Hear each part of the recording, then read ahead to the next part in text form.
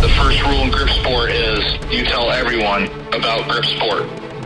Crushing, pinch grip, thick bar, wrists. If the best guy in the world can't lift 100 pounds on it, I don't give a shit about it.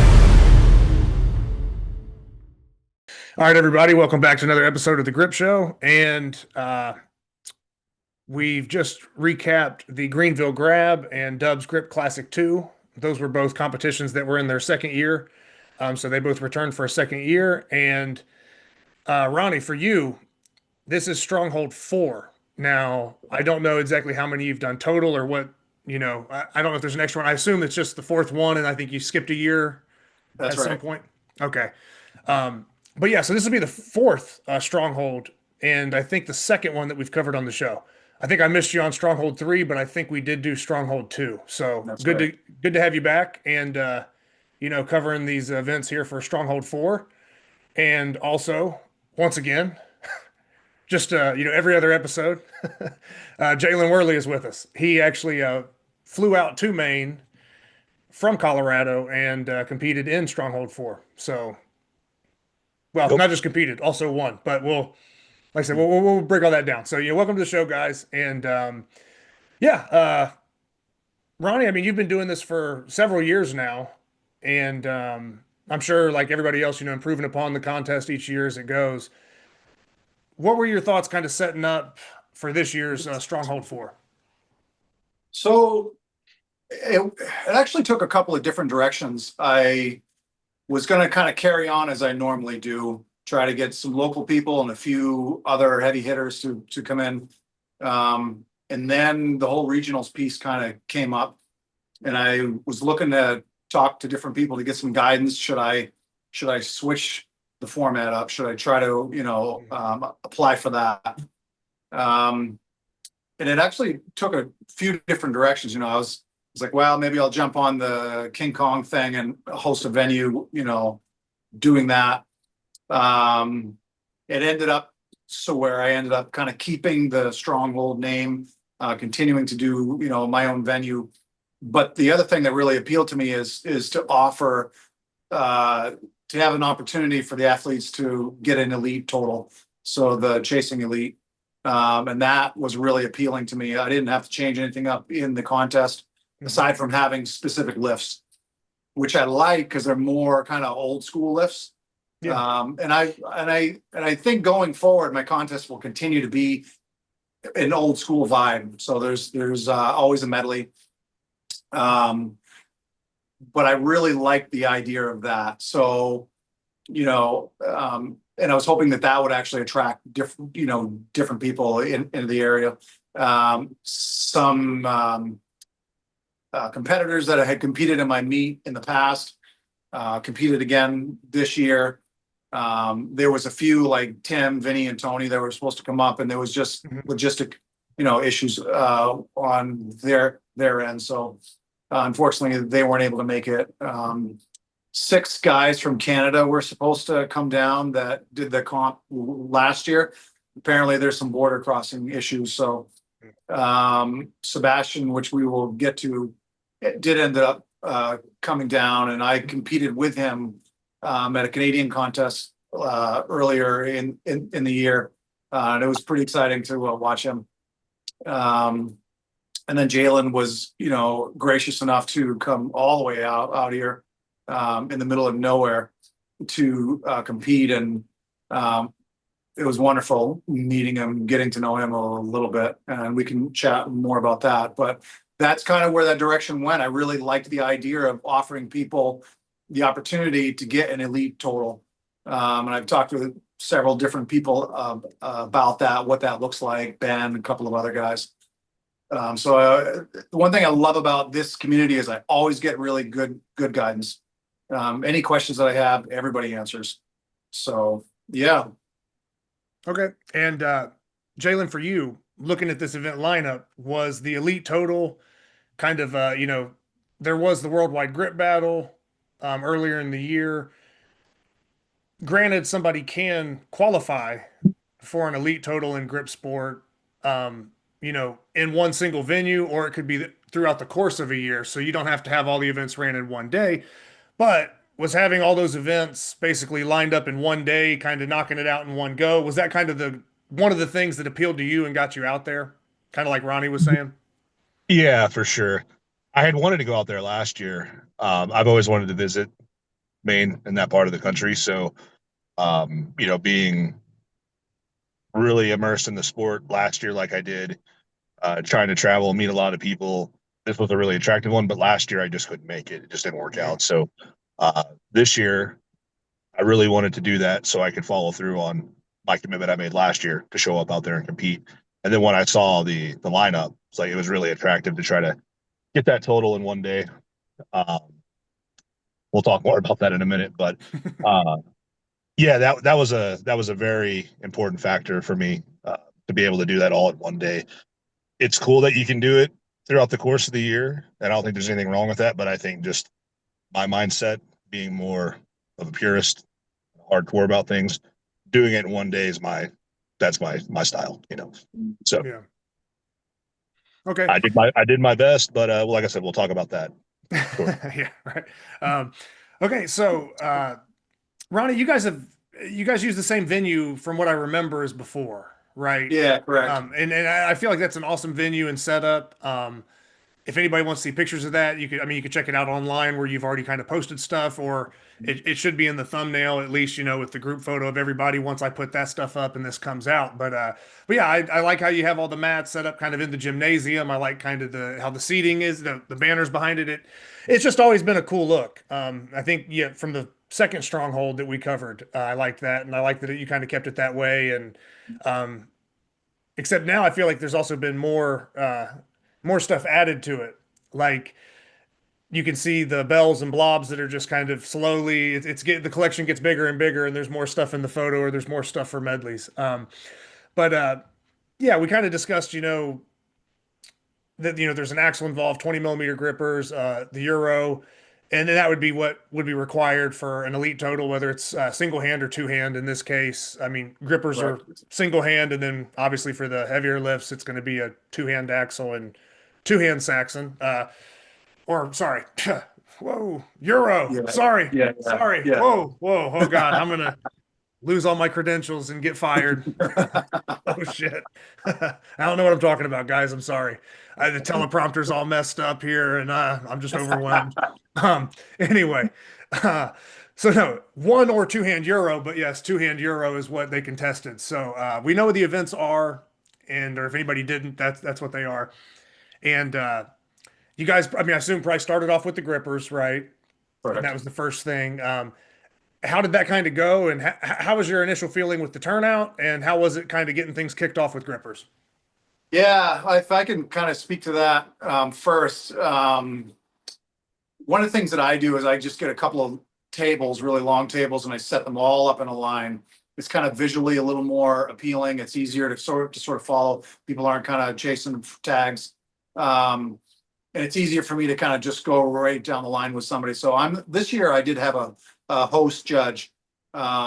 He has a lot of experience hosting strongman comps, judging them, Highland Games. He puts on a lot. Fantastic dude. Dirk Bishop came down from Canada to do that. But the grippers, I always judge. I came from a lot of powerlifting comps, so I have a lot of experience with what a comp should look like, how it should be set up, what the focus should be. And I've been, dealing with grippers for a while, so it's, I know how to judge them. So, and I know how to judge them in a pretty specific way. Like if somebody's really going for, an all-out max attempt, yeah, you have to kind of obviously see it very clearly, but I don't want them holding it there forever either. Like they still have the rest of the comp to go. So I try to show them a little bit of grace, but I also don't give it away. If it's a hair off and it's not shut, it's not a lift. So yeah. I try to balance that. So that's how the grippers kind of go. It's actually a really smooth, first event. It goes by pretty quick. Yeah, that's kind of usually the case, I think, with grippers. Yeah, and Jaland, I'm interested in hearing him talk about his clothes because I really tried to do my best to time that right with him. And I think that, worked out, and he can speak more about what that all looked like. Yeah. I thought it was great. I think the first event, the gripper event, only took 30 minutes for everybody to do all their attempts. It was fast, very efficient. So you really can't ask for anything more than that. And then, yeah, I mean, as far as the judging, couldn't have been any better. I mean, I went for a 195. It was a standard tungsten. That was my goal. And so on my last attempt, I went for it. And, as soon as Ronnie saw whatever he was looking for, he was very quick to tell me, hey, done. He didn't make me hold it. None of that. So it was about as well judged as you could, and could do it. So yeah, I was very happy with that event. Okay, and when we're talking about the time frame that it took for the grippers, overall, about how many competitors did you guys have there for this one? I ended up with 11. A few people had to Okay. kind of back out for different Yeah. reasons. There was 15 registered, and I ended up with 11. Every other year, there's been 15. For whatever Okay. reason, it tends to fall in that number. So Yeah, and that's a great turnout though too. I mean, yeah. here recently we've had a couple regionals where Greenville Grab and then W with your thing out there, Dubs Grip Classic. You guys had like 20 plus, but that hasn't always been just the norm. Just to have a competition announced within a couple months, boom, 20 people show up. Right.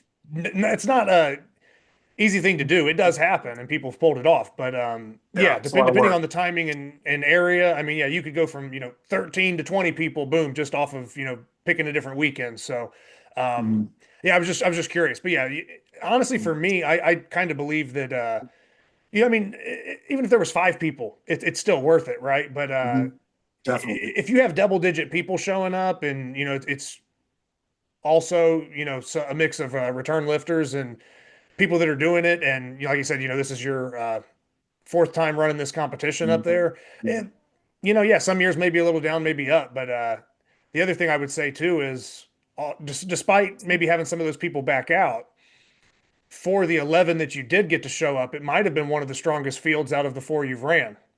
Yeah. So Yeah. maybe you sacrifice a little bit in numbers, but the competition itself maybe picks up a little bit. So it always kind Right. of comes and goes with different variables. But Well, yeah, that's good. a couple of things are pretty exciting for me to watch year after year. One of the things that's probably one of my favorite things is, you've got like absolute beginners, and then you've got, a couple of some of the best in the world, right? So watching them talk with each other and getting tips and pointers and learning is really, really cool. Like I can see them getting excited. I talked with them after the comp. So that for me is a really exciting part to see, because they're getting encouraged, they're getting inspired. They're seeing what's possible for some, right? And it helps them to kind of push themselves a little bit further. Because sometimes it can be hard for me to sell it. I'm up in the middle of nowhere, so locally it's a little bit tough to sell. It's not a very big strength area here, and grip is its own little niche thing. I mean, I'm known well enough now, so I can usually harass enough people to kind of come. But then the other thing that's really exciting too is that I see people. Emitt, this is his 4th year. He's been on the podium, every year. So I've watched him improve every single year, and for me, that's exciting, to see people improve every single year. Dave Belanger competed twice. Matt Beaton competed twice now.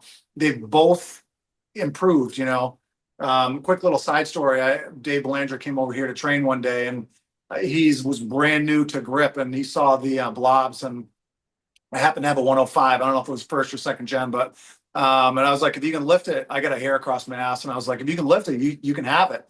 He's like, all right. And he never did grip. He walks over to it and lifts it. And I'm like, it's yours, brother. So those couple of things for me are pretty exciting to watch. And being like one of the only dudes, up here with a decent little home gym that people can come and train is cool, because I get a lot of different people. So yeah, man. But that's a couple of things that are really exciting for me personally. What's probably the most exciting is seeing some of the best in the world at whatever they do, Tim, Jaland, whatever, it's like, that's really cool, man. Like I got to compete against some of the best in powerlifting, 1,003 squats. Like, it's pretty crazy to see the best of the best. For me, who's always been just a mediocre lifter, but to be able to, I can afford to put on a grip comp. I mean, it's expensive, but it's not like putting on a powerlifting meet, Yeah. So I'm very grateful to be able to host this every year, and I'll continue to do it every single year. Okay. Yep. So we got more strongholds in the future. And for anybody that doesn't know or isn't aware, it will be in the description and everything. But you're up in Fort Fairfield, Maine. So Correct. we're not just talking Maine; we're talking like northern Maine. So you're up there. Later. And Jaland, you spoke about closing the 195 for grippers. I assume you took that event. I don't think there was any like special exhibition closes from anybody else, right? That would be over that. 195 was the top close. Did you guys have any other people that maybe kind of PR'd or surprised you guys, or what did some of the other gripper closes look like? Well, I mean, they were, definitely significantly less, but I don't want to discount that either. Like Matt, for instance, his grip strength anyway really consistently climbed all season long from last comp to this one. It pretty consistently climbed, and might I note, like, he came into that contest with a pretty bum hip. Like, he was in a lot of pain, and he competed anyway. He pulled it out, and he did really well. I was supposed to compete. I wasn't able to. Turns out I had 4 bulging discs and a herniated disc. So that was a little bit of a bummer, but grippers, man, Emitt, did, improve. Matt was probably one of the big, standouts as far as grippers. I'm just kind of looking at the sheet now. And there was a handful of like brand new people that I've never done anything with grip and did pretty decent, Okay, so these are people that just showed up at the competition and you hadn't like trained with them or you weren't familiar with them. They just kind of debuted. Most of them, correct. Okay. One of them, Brandon Matthews, is an old powerlifting training partner of mine for like years. He came up and did well for like never doing grip, So, and then again, a couple of brand new people kind of tried their hand at it. So grip, Okay. like you said, grippers was like a really efficient, event.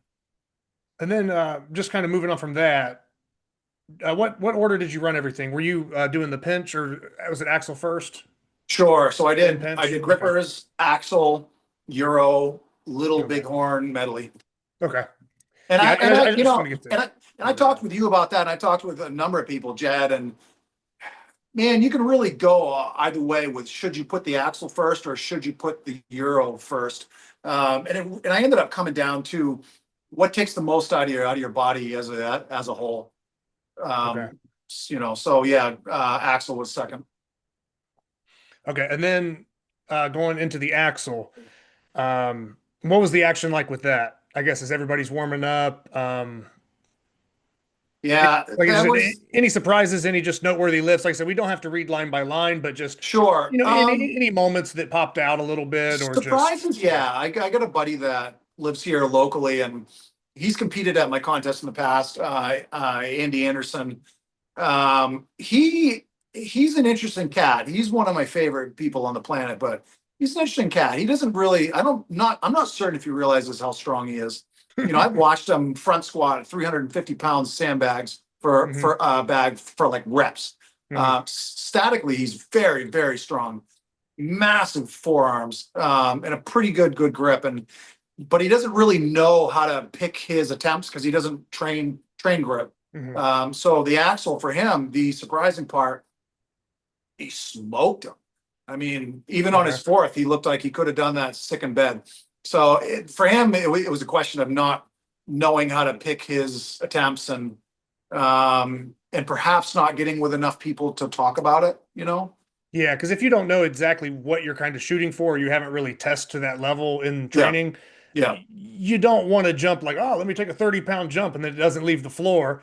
And you also sometimes like this, maybe he left 20 pounds on the table. So Sure. it's tough to dial that in if you're not Sure. familiar with where you're at. So he could have done, I think, significantly better. Okay. Having been a little more familiar. Emitt did really well. He got 350 on the axle. Mhm. Matt with a bum hip weighing, a $180 got 303. Okay. And Jaland, he can speak on his pulled it out well. Yeah. So, obviously, like, my intention with the competition was to get an elite total as high as I could.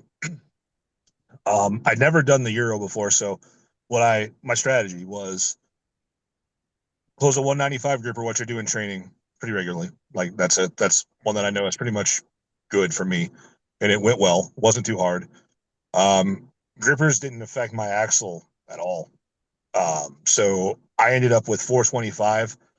I probably had 450 in the tank, but Yeah. I've been struggling with my back for a while, and I hadn't deadlifted in a couple weeks, so I wasn't quite sure where I was at. So I started pretty low, and we only had 4 attempts. So I just played it safe, and so that 425 axle, which kind of flew up, it was surprising how easy that was. So the 425 axle and the 195 gripper put me in a position that if I could break the record on the Euro, because I just broke the record on the Flask, that would have given me a 900. A 900, excuse me, 900 elite total, which nobody's broke the 900 barrier before. So I got step 1 and step 2 with my gripper and my axle. And if I can, since I'm kind of low on time here, I'll go ahead and talk about the Euro. No, you're good. Yeah. The Euro started off well. Thing felt great. I had it as wide as we could get it. It was like 2.5 inches, I think, maybe a little more. But it just, with so many hands on it and things, it kind of got slick. And I went up to pull 230, which it didn't feel heavy, but at the top, the thing just slipped out of my hand.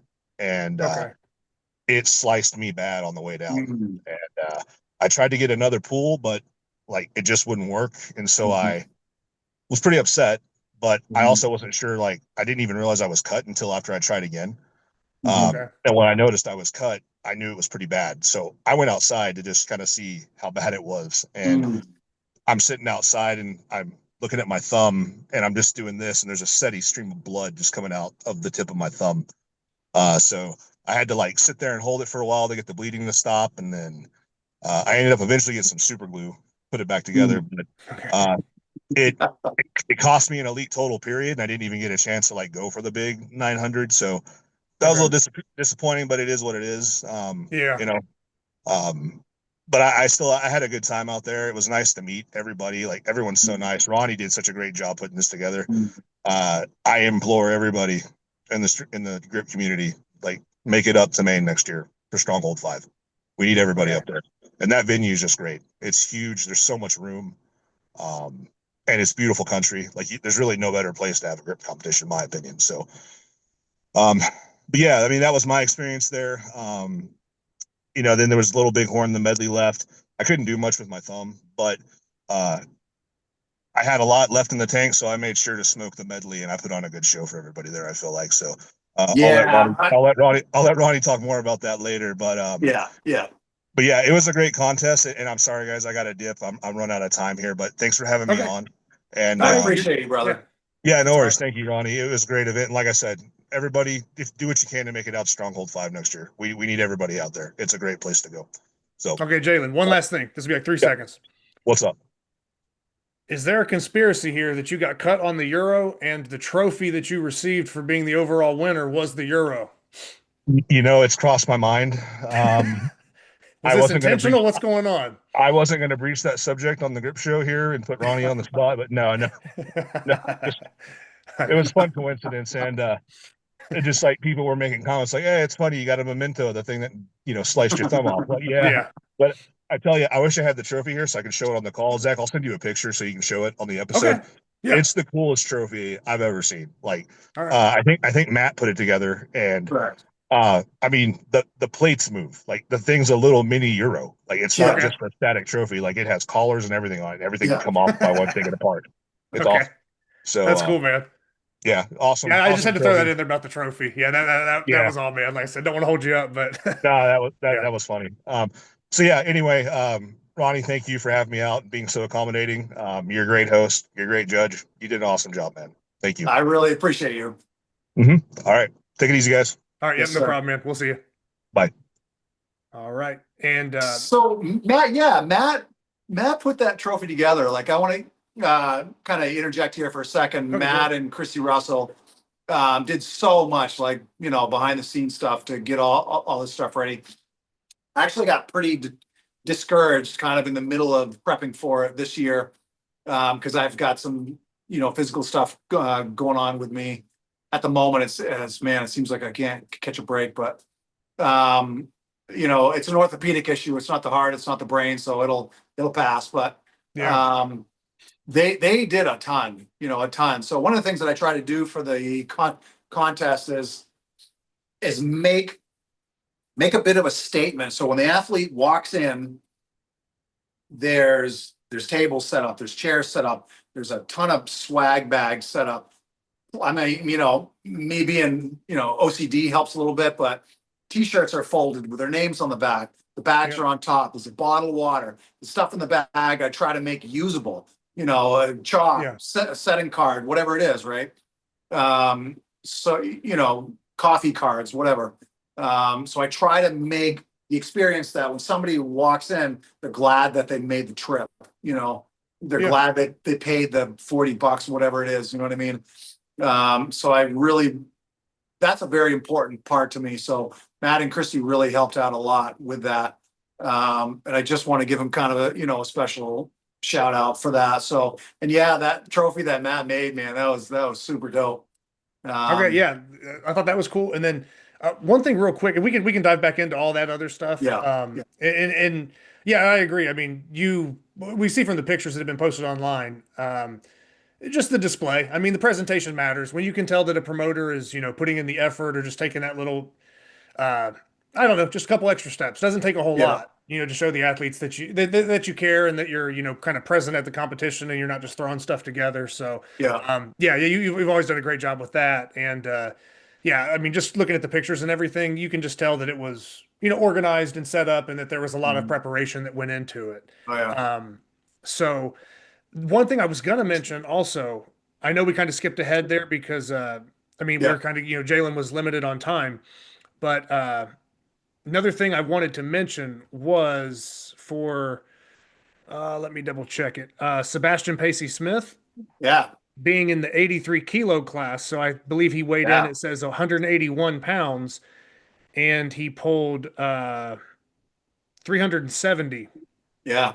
So I want to say, what did he, I don't want to be wrong, but I thought I thought actually he had don't- another big lift recently where he Yeah. is it I want to say he pulled double body weight on Andrew's axle, but I don't want to be wrong. But Yeah. this axle lift would have also been double body weight lift. Right. I actually don't have his sheet. So one of the Okay. things I do is I hand the sheets out to the athletes, but then I ask for them back and I get most of them back. So I don't have his, but he was in Canada. He was I forget exactly where, but he was going for the Litte Bighorn record. I don't think he quite made it, but he tried it again here. How did he do on that event? I know He we're not did- necessarily he- going in order. We're kind of just Yeah, going off on no, single no. lifter. That doesn't matter. No, that's fine. He did really well. I believe he didn't make the fourth one. And I can't remember off the top of my head exactly what that was. I want to say it was 222. Because we looked up the current record for his particular, you know, body weight. Weight class. Yeah, I got you. Yeah. So I don't remember exactly. I believe that's it, but hopefully he'll chime in the comments, you know. Okay. So yeah, watching him is super impressive. A little side note: after the contest was all done and everything was cleaned up, Sebastian was on his way out. walked up to the hoop on the net, did a one-arm pull-up from the basketball net. Yeah, and I do believe he has like a climbing background. Yeah, oh yeah, like a good one too. Yeah. You know what?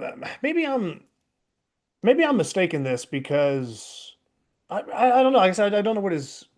Well, no, because he competed at 74 kilos for. Yep. I believe that's a Canadian Nationals for Yep. grip sport. Correct. And he weighed in at 74 kilos. Now I don't know how much he was under that, but he did pull 324 on Andrew's axle. So Wow. I don't know how much under he was on that or how much weight he's put on since, but Right. I wanted to say that we had a recap about Canadian Nationals, and I thought that he had pulled double body weight or something close to it, but maybe he was just a little shorter. I'd have to go back in or ask Eric. Sure. Even I'm not sure, but I was about to Yeah. say he's pulled double body weight on both axles. You know what I mean? But I don't. Yeah. I can't confirm the Andrews axle if that was a double body weight because I don't know specifically what he weighed in, and I can't remember. It's on that Sure. show, but I can't And remember I right can now. I can reach out to him and ask him, and hopefully he'll kind of add in the comments here also. But Yeah, no problem at all. It's super impressive watching him. Super nice guy. I've met him a couple of times now at a couple of different comps. Yeah, I just didn't want to I just didn't want to pass over a double body weight axle. Yeah, because that's just, I mean, that's a tough feat to do. absolutely, man. Yeah, So- I want to say he had a 375 axle. Forgive me if I'm wrong, but I believe that's Yeah, what he the had. sheet I have here, Yeah. I believe is 370, but 370. yeah, All right. I'm pretty sure that's what Gotcha. it is. Yeah. So But still, like I said, I mean, you're talking double body weight. I mean, double overhand axle. There's a lot of people that chase that for a really long time, and I feel like Sebastian's Right. just kind of. I mean, he's done a few competitions, but yeah. he's just started off so strong with everything. His climbing background really helps. Like he's a fairly high level climber, and to note, watching him pull axle, there's no question of judging a good lift with him. It's very clean. It's very upright, tall. It's not resting on his legs. Like he's a very clean puller. And And that was was the thing too. I mean, just people have different styles sometimes, and Yeah. sometimes it can make it tough to judge. Yeah. I'm not or- the biggest fan of judging lockout, honestly. People come in wearing loose shorts, whatever, you know what I mean? But I've judged enough of them to know. No, man, those are just their quads. Those that's That's right. But yeah, I'm kind of joking around. So he had an issue with the Euro also, because like Jaland mentioned, at that time there was a lot of hands on it. And one of the things that I did mention at the beginning of the contest, yeah, you can legally take as many attempts as you want within that minute. But man, let's not get your hands on it 17 times. Like if it's not going to go, it's not going to go. I'll never tell anybody not to take as many stabs as they feel like they need to. Yeah. But try to consider others. So at the beginning of the contest, I did actually put out there as a part of the rules meeting that I wanted people to understand the gravity of what Jaland was coming and trying to do. And Sebastian too, so just try to keep in mind, make sure your hands are chalked up well, make sure they're not sweaty, let's try to keep that implement in good shape. When it comes down to it, the athlete that's up on the bar is responsible for their own condition of the implement. You know what I mean? Yeah. I understand that. And people were really, accommodating about understanding the nature of what could potentially happen there. I tried to cover every base that I possibly could. Well, and I think it's one thing too where if we're talking about taking multiple attempts within the minute, Yeah, I mean, if you didn't lift it because of strength, well, then it's not going to come up anyway. that's right. Right. If you feel that it was, oh man, the last person over chalked it. Oh, the 5 people that got in between me and my last jump, something changed in the texture. Yeah. Then yeah, maybe adjust that texture, take your time, and then come back maybe a second attempt in that minute, and but take your time, rechalking, or maybe even taking a towel or just a little bit of surface chalk. Just trying to get that right. But yeah, if you're not getting it the first time and you just re-grip 5 or 6 times in the same minute without adjusting any texture, you're probably doing more harm than good, because you're just picking it up, dropping it, it's slipping, you're banging stuff around. Or we see it with Litte Bighorn, you know, the handle will fly out of someone's hand and smash off the loading pin, and you do it 3 or 4 times and it's just knocking chalk and, you know, nicks into the cone or whatever.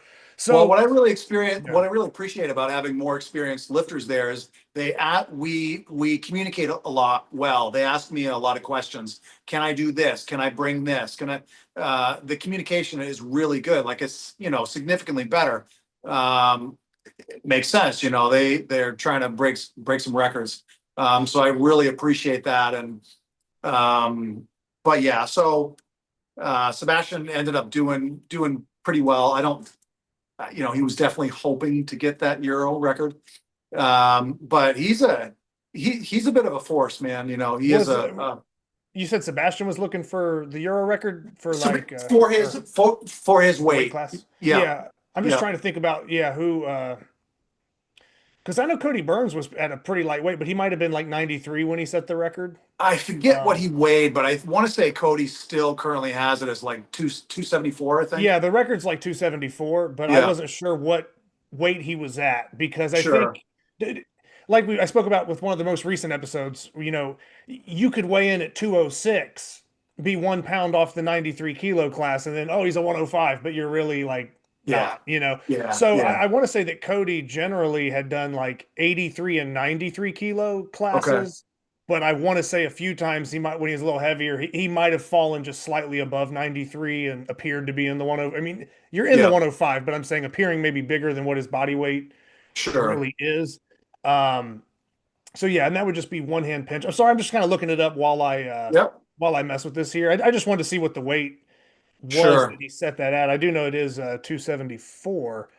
And yeah, he was in the 93 kilo class for that. So he was at least under 205. I don't know how close he would have been to the 83, but yeah, he kind of bounced back and forth, I think, between some of those classes. So for 83, if we were to break it into weight class, I am not fully sure who's got it. Oh, Bob Sundin. Oh, no, sorry. I'm looking at one hand. Sorry. Hold on. Somehow it switched over to one hand on me. I just had the 274 up, and then it is it right around 220 or something? That's the one hand. Or the 83. About to check it. Sorry. No. I don't know why I was like, I just had the two. I literally just had the 274, but I must have just clicked on the wrong thing going back. So yeah, and well, yes, 221, Bob Sundin still. So Bob Sundin has the one hand pinch record and two hand pinch record for Sport International currently. So 221 for the 83 kilo class from Bob Sundin is the current record. That was at Gripmas 2015. Yeah, right. I remember looking at that record's been standing for a while. Yeah, right on. So yeah, Bob, I had a chance to meet Bob and lift with him at a competition and see him out there in Charlotte when I was still down in North Carolina. So yeah, before I got into the sport, Bob was one of those really good pound for pound, I mean, lighter weight lifters that was, you know, really doing well. I mean, he's a little bit older now and, you know, not competing as much or not really, you know, competing like he was then. But yeah, Bob was one of those guys that, you know, when you get into the sport, I would look back and see some of the stuff that he did. And, you know, you talk about lighter weight guys, he's, you know, often referred to as one of the better people for sure. Clint Ziegler is right behind him at 280. Yeah. So Clint wasn't far off of that record this year because that was worldwide grip battle for him. Yeah. He's definitely coming back strong. You know, I've been watching him. Yeah. So so those were the top two there in that weight class that Sebastian would have been gunning after. And it looks like he ended up with 201. What was it? Did he try jumping 20 pounds on that last jump? Did he try going like, you know, he took a pretty big jump. Yeah. Okay. Yeah. So that's probably what it was, man. And for me, sometimes on pinch that can come back and get you, especially with the friction. And if that changes, that's it really is a gamble, but you're not going to know unless you do it. So, yeah, exactly. And to be fair, he had some friction issues with those plates also. Because I actually watched that and I was kind of surprised. I couldn't really figure out what was happening yet, but it was on the back side of the plate, on the back plate. you know, thumb side. So I discovered after what the issue was, but Okay. I'll save it. Okay. Yeah. Somebody pouring oil on it? No, I'm just kidding. Man, oh man, oh man. Yeah. But, So yeah, he took a pretty big jump there. and like I said, sometimes it'll pay off and sometimes it won't. But That's I right. think that's a record. If his body weight's going to stay there, that Yep. is a long-standing record that I think Yeah. we could see broken. Honestly, I mean, Clint, Right. Sebastian, any of those, lighter weight Mhm. guys, that is a not that I'm Yeah. trying to put a hit out on the 83 kilo weight class record for the Euro, but Yeah, but man, in history, I mean, you got people like, Andrew and Cody and, other kind of tall, I won't say lanky, but yeah, no, I get what you mean. not Yeah. super huge with ferocious grips, Yeah. that tendon strength, man. Especially, I mean, Cody's pretty skinny. Yeah. I mean, don't get me wrong. He's very strong. At one point, I think he was a little bit thicker, but yeah, he's Yeah. typically pretty lean and pretty skinny, and Yeah. just always had. I mean, some of the best pinch. You Yeah. can imagine. If Yeah. you're talking pinch, you got to put him up there. Absolutely. With some of the best ever. So Definitely. going.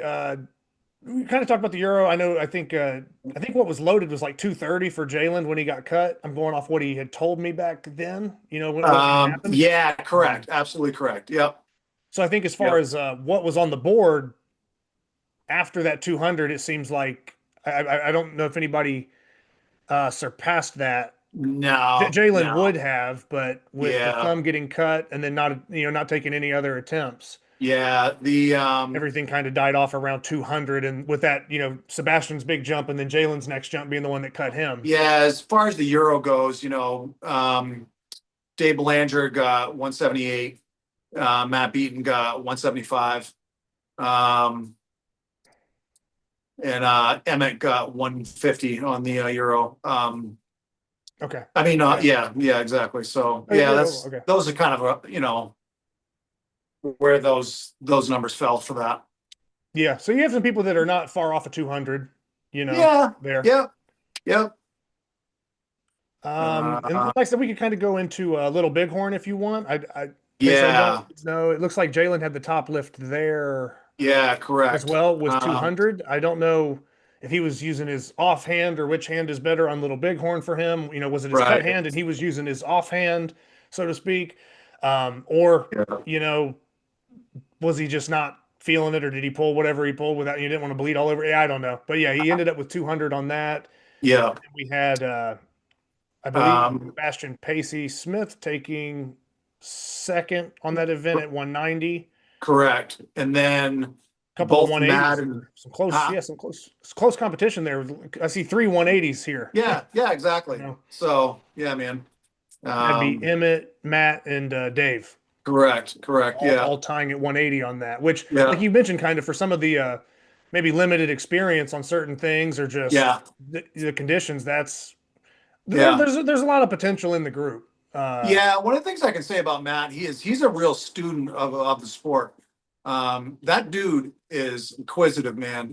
He'll just learn and research, and he'll talk with everybody, and he is an absolute student, man. And he's all about how can I improve, how can I get better, how can I work around this, what assistance work helps. Like it's really cool watching him. I live locally to him, and we're good friends. Man, we're always sharing ideas and thoughts and equipment,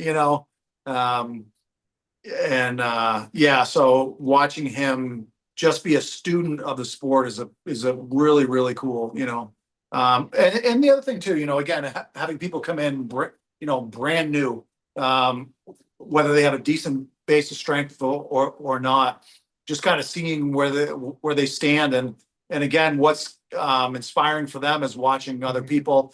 I mean, whenever you go to a comp, it's like the camaraderie is one of the best parts. I mean, yeah, you're going there to break some records and win, but that fellowship, that relationship, that camaraderie, man, it's great. Yeah, no, It's definitely the thing that keeps me excited is I can host a contest, like this and get to meet a lot of people. And it's not just a social media thing, yeah, and that's a really good point as well. There's a lot of competitions. I mean, the calendar's been pretty packed this year as Yeah. far as competitions and the turnout and the quality of lifters and people that are improving. Everything's kind of looked better. But yeah, that is one aspect for this year's competitions that I've seen, and this is just my opinion, but I've kind of seen a shift where I've seen better communication in the sport, like you've kind of mentioned. But I've For also sure. I've just seen more people that they've only known each other from being on the internet and doing this kind of remotely and kind of sharing the same interest. But this year, especially, Yeah. I have seen a lot of the competitions so far this first 8 months of the year Mhm. where we have seen people that have never been in the same room before competing against each other. We've seen Yep. people that maybe have discussed training back and forth for several years actually get to lift together in person. And there's going to be a lot more of that as well. Like just That's looking cool, at man. the calendar and what else is coming, there's going to be a lot more competitions, this final, I guess we could say, the third of the year or this last quarter. Um, there's just some big stuff coming up. I know Mhm. Alex in New York just Yep. listed, the Feet Meet Invitational too. Yeah. And, granted, you don't know who's going to necessarily show up the day of, but it looks like as of now, he's got a pretty good turnout. And there's a lot of people, saying, man, I can't wait to meet so and so. And, Yeah. half the talk is about the competition or the events and that excitement, but the other half of it is people are just excited to hang out and meet everybody. That's So, my favorite part, man. Like I um, I've never had a sales job, but I like to think I can sell anything to anybody. It's like, man, I'm constantly harassing people. I'm like, what's going to get you out here next year? You know what I mean? I mean, Jed's got it right. Like the best thing that you can do for grip sport is to tell everybody about it. And so, mhm. I've been on the grip board, I don't know how many years now, but I've always been kind of a follower and I've always been a watcher. And then I would hear talk and I have gotten his newsletters forever, Jed's and he's like, man, if you want to be more active in the sport, host a event. And I'm like, Yeah. all right. And it's been the absolute best thing. Yeah. And if you're ever trying to get Jed to go up there to Maine, uh, events that you can do, Stub is up there. Um, Moontop, he loves the Moontop, and just add in a lot of hub lifts. That'll get Yeah, right. Jed. Jed Yeah. will Jed will fly first class to that competition. Well, yeah, that's funny. I think the first thing I need to do is to dial in my record keeping and oh my word, I'm stressing that poor man out. We don't need to get into that here, but holy shit, man. No, it's all good. Yeah. I probably have an idea. I think I could guess what you're talking about, but yeah, it's no big deal. The amount of patience that he has to have for all the messages that I'm sending him, I'm like, I'm doing the best I can, brother. He's like, get it together, man. So Chad, I appreciate your patience, man. Anyway, I will tighten that up next year. You know why? That's- I'm not going to be the one doing it. I'm going to get somebody else to do it. That's the best way. Yeah. That's what I do. Yeah. Yeah, when I did a competition, just trying to score keep and everything, Yeah. I think Eric was at the competition, thankfully, and he just kind of bumped me out of the chair, like, "Hey, Zach," like, and he just Yeah. started typing, like, whatever, Yeah. just moving stuff Yeah. around, doing everything, and next thing you know, it was like, okay, 10 minutes later, we're good, and it's like He's super efficient, man. we'd have been there for the whole night. We'd have had to be Oh, waking yeah. up in the morning, and I'd still be probably counting stuff up. So Yeah. I know how frustrating it can be to try to format stuff, and I'm very bet. like plain. But yeah, there is. I guess this is a good time to just mention it. We won't go into crazy details, Yeah. but yeah, this is a good time to mention that Grip Sport International does have kind of a formatted spreadsheet, and Yes. there's a legitimate format, that's already pre-set up. All you have to do is just input the data, whatever's happening as the competition unfolds, Mhm. and that whatever the formulas are. Like I said, I'm not a computer whiz with some of Yeah. that stuff, but with the way that Excel stuff is set up, it should really kind of do a lot of the work for you, or it will make Right. it easier once those results are submitted. You know, Right. everything's kind of laid out in an organized manner. So if anybody's not aware of that, that is looking to host a competition, look on the GSI like resources website. You know, just dig around and look for it anywhere. I think it might even be. If it's not, we'll look into it more. But yeah, just know that that is out there. Reach out to Jed, Eric, Mhm. whoever, someone else that's Mhm. hosted and used it, and you know, just ensure that you know you're just finding out where this stuff's at because it can help organize things and make your life a lot easier. But just wanted to bring that up for people that aren't aware. That is a thing. There is Yeah. an already laid out spreadsheet that will help you out as a promoter, and once you submit that, it will help out. You know, Jed or Eric with data entry and everything they're going to do. Yeah, for sure. I mean, so you know, it ended up turning into a whole lot of work for them, but it was a computer issue on my end that I just had a hard time explaining. But yeah, that sheet that they laid out is super simple. All righty. So with you kind of saying you're a little bighorn, a lot like 180s to 200s is kind of where everybody Yeah. ended up falling on that one. Yeah. Um, and I guess I shouldn't. I guess one thing I will bring up here before we get into the medley Mhm. is female competitors Yes. because we're talking about everything almost in an overall fashion, you know. So we're Yeah. talking on these bigger lifts, and that's Yeah. typically going to be the male lifters. Yeah. Not every time, but typically that is the case with Right. these lifts. So I just wanted to make sure that we're not excluding Yeah. female competitors you have because we're only kind of just taking some of the highlights from the male side. Yep. What was your account of, you know, the female lifters that you had there and kind of what they were pulling off, or if it's their first time, you know, Sure. just kind of how was that Sure. experience, or how did they enjoy it, and you know, Yeah. first time competitors, and what were the you know, you don't have to go over like numbers or anything, but just kind Right. of maybe some stuff that So I got you saw. two this year. Christy Russell, she's been in my comps every year. I've been training her for years, so it's pretty easy to get her to say yes. Mhm. And she absolutely loves it. And then April Belanger, which is Dave's wife, she came in this year for the first time, never doing grip. She trains with her husband on a very regular basis. Mhm. But she's came in the 63 kilo class. I think she weighed 139. She's never really trained grip specifically, so her numbers. So I mean, as you know, technique on some of this stuff matters more than other lifts. Like grippers, I mean, it's a huge leverage lift. It's like if you don't, if it's not set in your hand correctly, it's you know, it's not going to shut. Yeah. So that, you know, the inexperience came into play there, but she got 44. So I have grippers from 26 to like 211 and basically 5-ish pound jumps. Some are Mhm. like, you know, 2, 3, 4 pound jumps, but fairly small jumps. In the lighter grippers, I actually have a lot of them because there's enough people that live around me that aren't ready to do like a 2.5 or 3 or whatever, you know. Yeah. So I have a lot of little small jumps. She got a 44 there on an axle. She got 135. And keeping in mind, she has I don't remember exactly what it is, but she's dealing with a nerve wrist issue. That's kind of a long standing thing. So that is definitely a factor with some of these numbers. Well, yeah, it's essentially a two-hand lift. I mean, if you have a weak side on that two-hand lift to try Yeah. to balance that, and Yeah. that can be a So problem. yeah, so 135 on the axle, 100 on the Euro, 75 on the Little Bighorn. And then Christy got 52 on the gripper, 165 on the axle, which I believe is a little bit better than last year. 95 on the Euro. This is a new event for her this year. 85 on the Little Bighorn, which is also a new event for her. I've been trying to do a couple of things every single contest. I've been working like mad to try to get more female competitors and more youth. Like I've driven a couple of people crazy, trying to advocate for getting a youth division in grip Yeah. sport. Like I know my contest can do whatever I want to do.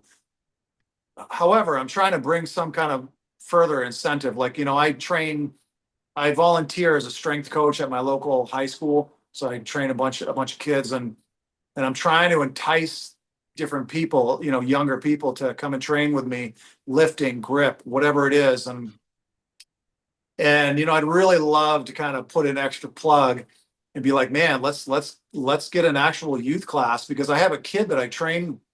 I think at the time he was 15, weighed 135 and pulled 225 on the axle.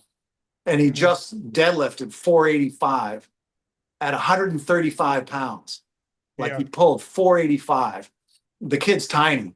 So he has a lot of potential to break some records, but there's no place that he can break them other than like being lumped in with the adult class.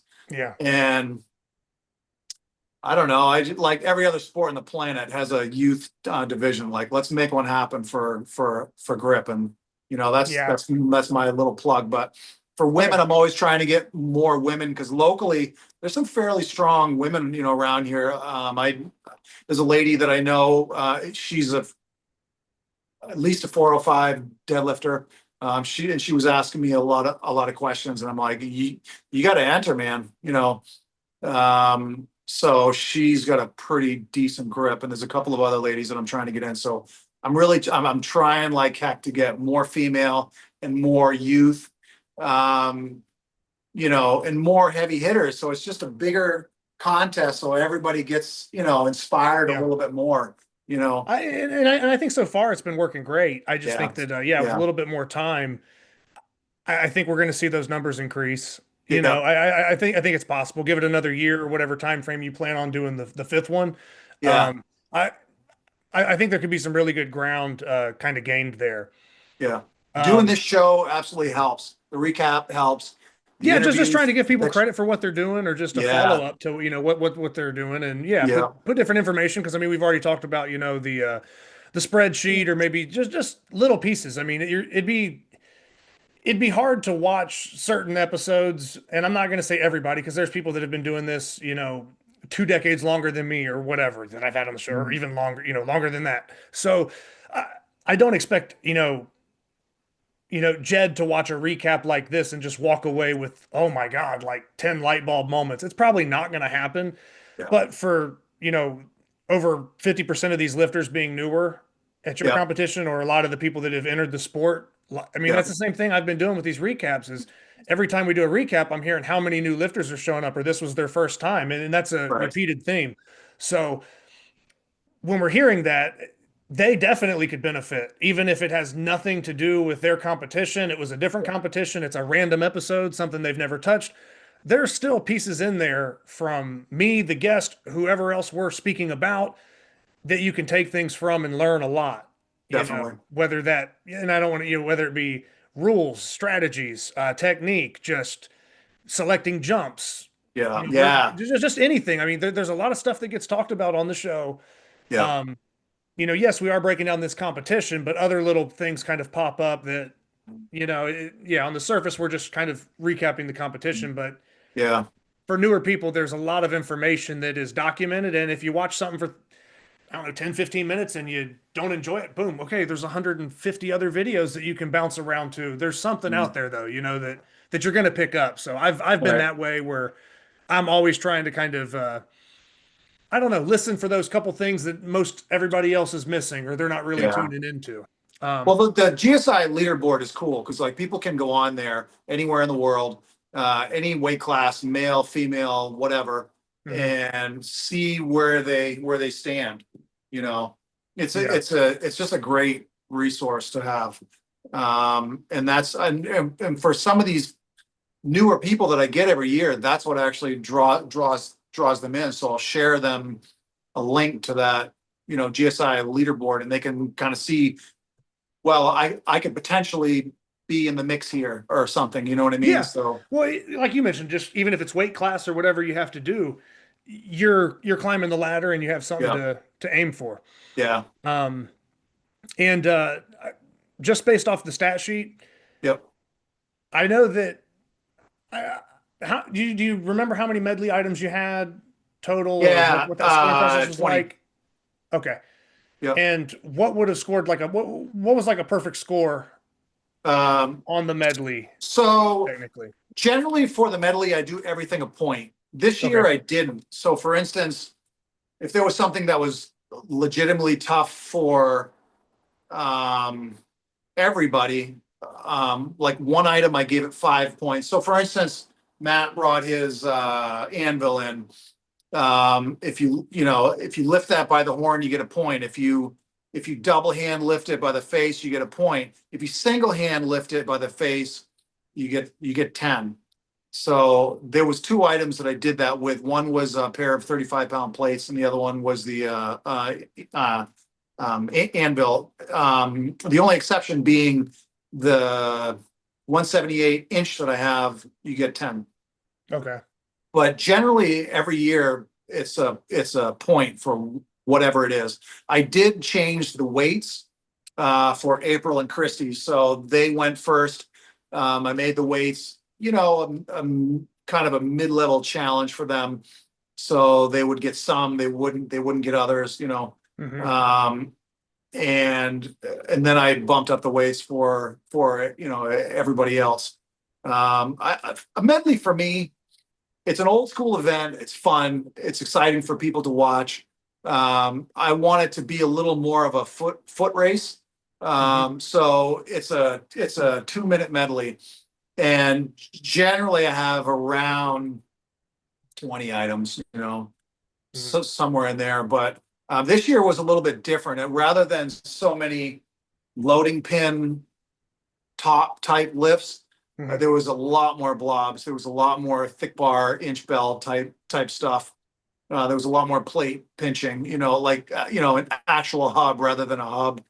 Yeah. Right. Yeah. So I wanted to add in that. Matt brought his Fuller hub, which is a beautiful plate, but it's a relatively easy hub. And I think that was actually part of I'm not going to speak for Jake and his design or what he wanted to do, but yeah, kind of a throwback looking like really that cross, the crosshairs kind of up, the 4 spokes. It's kind of looks like the old Weeder plates or something, so Yeah. there's kind of like a throwback there. But yeah, Yeah. it's also a good entry plate for someone that's getting into trying to hub lift a 45-pound plate. Exactly. It is on the easier side for that Right, plate. right, for sure.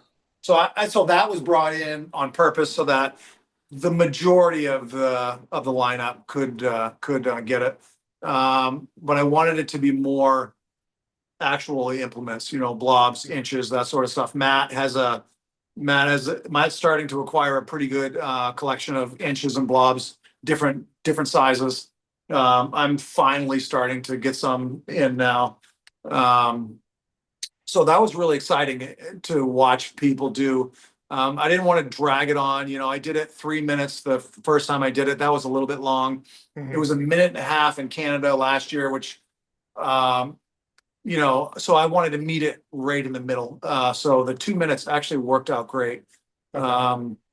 But that was a lot of fun, man. And, obviously the most exciting part was watching Jaland. So for me, that's one of my favorite parts, is watching somebody who's kind of right up there, absolutely annihilate it. And like you said, put on a show. So I had, for instance, I probably had 14 blobs or something lined up from easiest to heaviest, and you loaded them up onto these gymnast mats that were something like a foot off the ground, somewhere in there. So as soon as you step on the mat, the clock starts, and he's like 2 at a time, 2 at a time, 2 at a time. And it's, stuff like that is really exciting. The inches, 2 at a time, so a lot of people that have never seen that in person, that was really exciting for them to kind of watch that.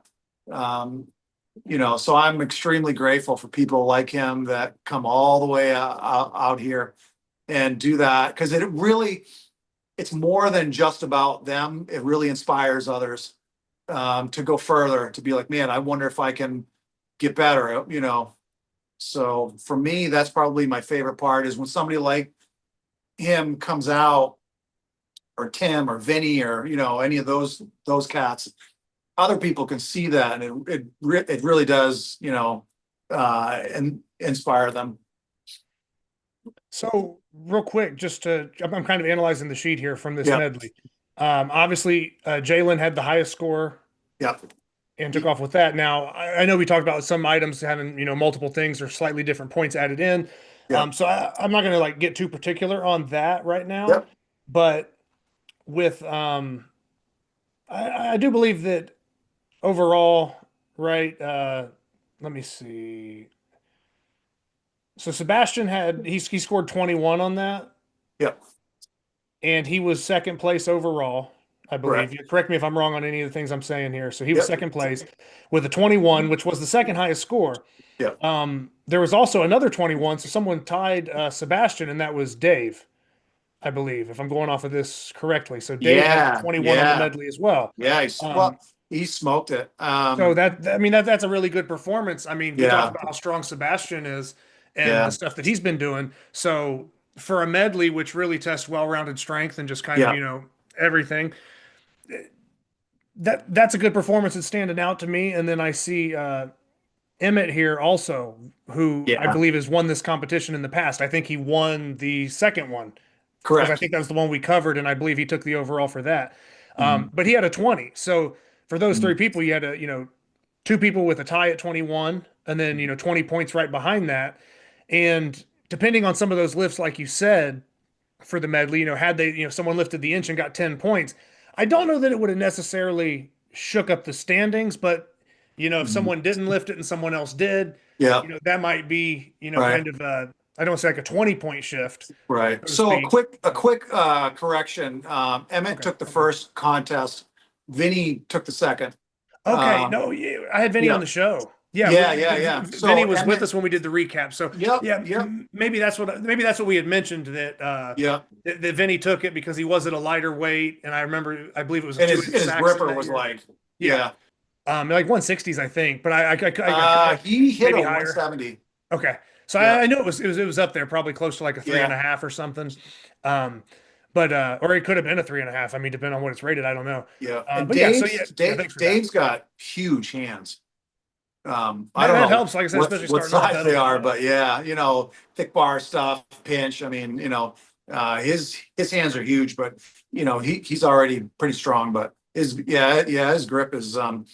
Dave is somebody that if he trained like if he really loved it and trained it pretty aggressively, he could definitely be up there. So, like I said, kind of breaking down the medley there. Yeah. And discussing the men's podium. Like I said, because we were talking about a full podium. I mean, we have two female competitors that we covered all their lifts a second ago. Yeah.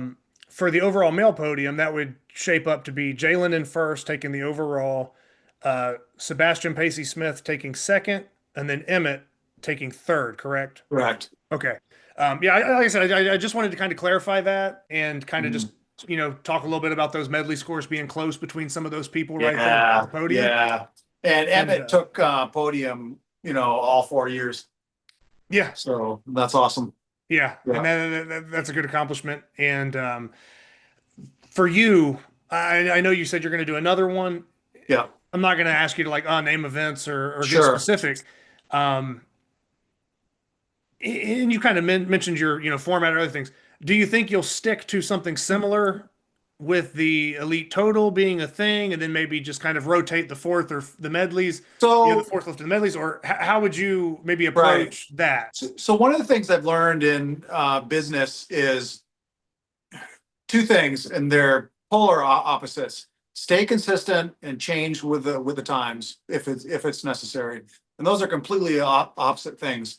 What I need to change, I will change. But relating to the consistent part, I'm going to hold pretty similar contests every year. And the reason is so people can count on knowing what it's going to look like. And I'm okay with having a similar contest, every year. I got into a grip.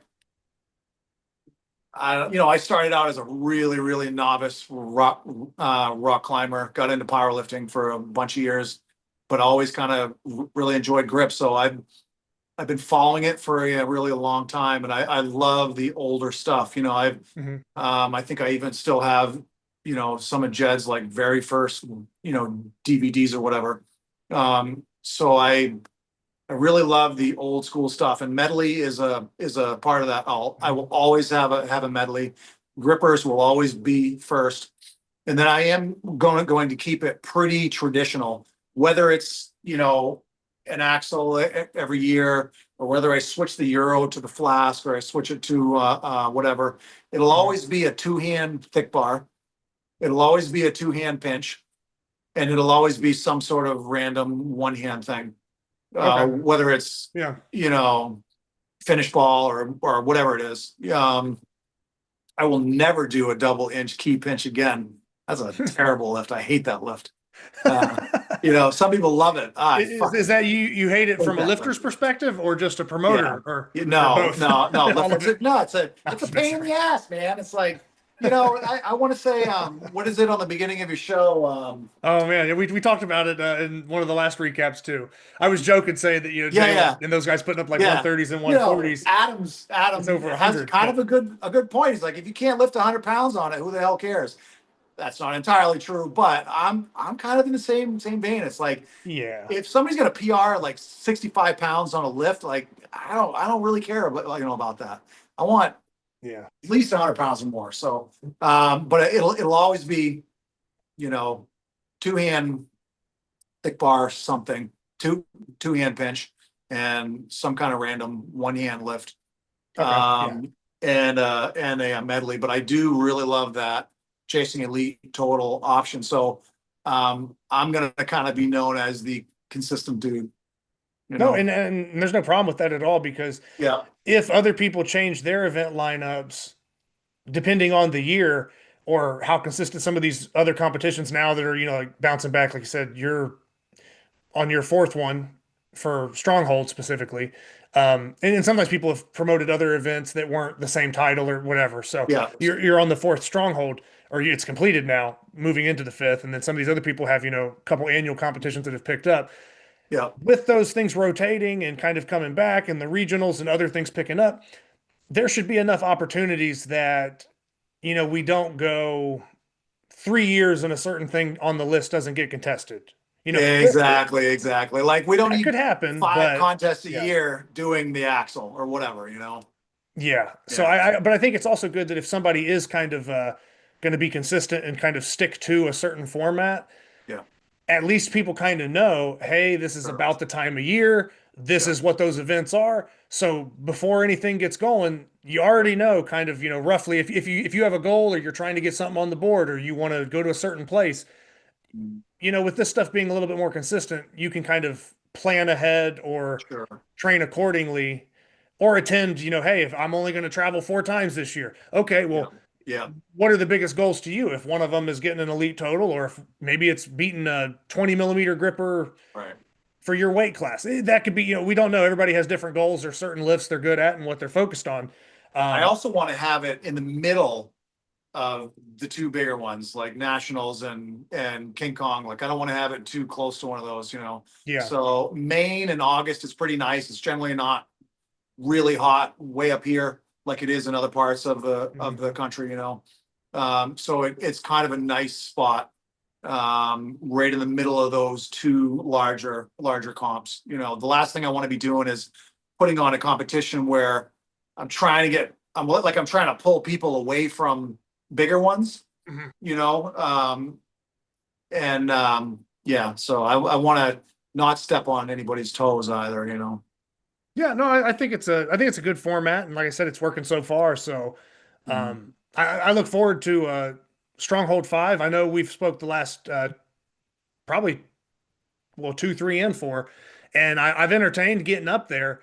This year has been a little tough for me to do some things, just with you know, like my daughter being really young. I just moved towards the end of last year, so this year is now just starting to kind of I don't know, sort of stabilize and get a little easier for me to do some things. But I said, I can't make any promises. I'm not going to promise a year out, but yeah, just like you guys were mentioning to start the show, it's something that's kind of on my list. I do want to make the trip, and it's going to happen sometime. Like I said, I want to get up there. I'm kind of bummed I missed the last few of them, but glad to know that they went well. Obviously, always glad to cover it on the show. And I just look forward to StrongHold 5. You know, whether I'm there or not, I'd like to be there, but like I said, we'll see how that goes during that time. But yeah, no, congrats on another successful competition. And like I said, the sport needs more promoters and hosts like you that are just giving that attention to detail, trying to recruit new people, and then also, throwing together something that's going to appeal, maybe a little bit of travel, where Yep. you are in an area that, it's not like it's loaded full of people that, oh, if you just drive 30 minutes down the road, Yeah. here's this guy and that guy or Yeah. whoever, so Yeah. it's tough. And for you to maybe tap into some of the, hire people or have somebody have a shot at records Yeah. for right now until some of the newer lifters can get established and get their, lifts up there, you almost need a little bit of outside participation to kind That's of make right. not make it exciting because anything, if it's close competition, it doesn't matter what they're lifting. If it's close, I get excited seeing a close battle. It doesn't have to be 500 pounds or something ridiculous. But yeah, as far as like, leaderboard stuff or bigger stuff, or kind of seeing what's possible, or like you mentioned, inspiring newer lifters, it is nice when you have veteran lifters pop through and, just pull big lifts. It's entertaining. So, I would just say keep doing what you're doing. And, yeah, I don't have anything else to really add there. Like I said, we covered most of the stuff pretty thorough. And, if there's anything you'd like to close with, Ronnie, just, let the audience know what's up. I would. Obviously, thank you, man. I'm grateful for this. I'm grateful. I'm grateful that this has become a worldwide sport. It's something that is literally accessible to everybody. You know what I mean? It's like,